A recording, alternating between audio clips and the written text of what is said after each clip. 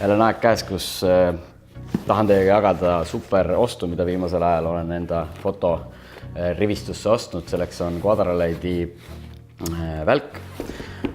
Nime poolest on ta siis Reporter 200 TTL Quadralade'i poolt.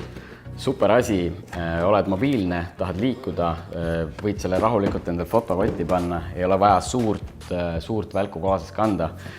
Super powerful, ole lihtsalt ise mees ja oska sellega pildistada. Minu jaoks üks turul parimaid välke hetkel just hinna ja kvaliteedi suhtes. Muidugi me ei räägi siin pro-fotost ega mõnest muust, et need hinnad kündivad ikkagi nagu taevasse. Pro-foto vist on 1000, see väike A1 vist on tal 1000 peale midagi. Võimsus, mida ta välja annab, see on lihtsalt minu meelest nagu täiesti unreal. Välk ise on selline väike, väga kompaktne.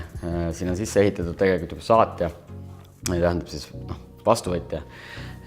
Lisaks on vaja kaamera peale osta eraldi saatja. Ja välk ise on mega mugav.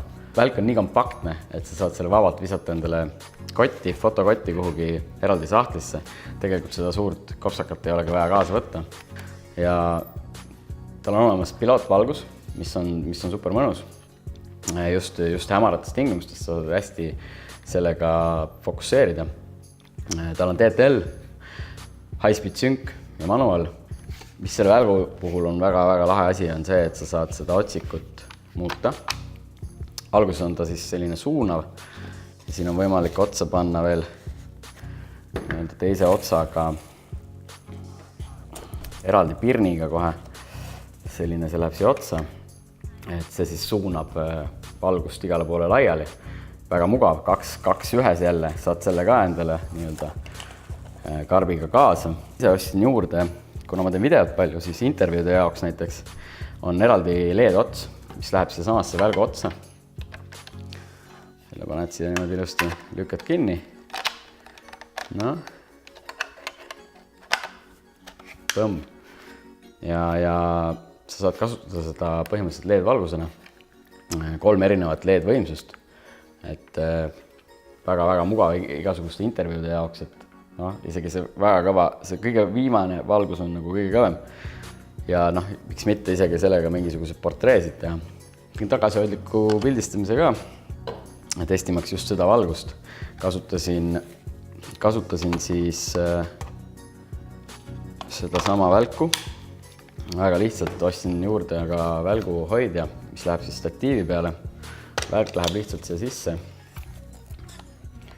Keerad kinni ja ongi olemas. Seda otsa on tegelikult mõistlik osta siis, kui sul on vaja panna just softboxi otsa, et Bowency mountiga softboxid lähevad siia klõpsti otsa. Näidata seda korraks. Et kui on vaja nüüd softboxi kasutada, siis tegelikult umbrella stiilis lahti käiv Okta. Et see on super mugav. On põhiset, mis minul endal kaasas on alati. Ei ole vaja üldse osta tegelikult isegi seda kinnitajat siia kaasa, sest karbis on olemas juba statiivi kinnitus välgule. Ja minu üldine set ongi nii, et kui on väike ruum, selline samasugune ruum, siis üldjuhul ma lasengi statiivi pealt otse välgu lakke, sealt siis põrkega tagasi, et oleks valgus võimalikult pehme. Ja mida ma tegin siis ka hotelli pildistamisel, tegime ühel päeval 3 erinevat buduaari sessiooni. Ja eks saate siis vaadata, kuidas pilt välja tulid.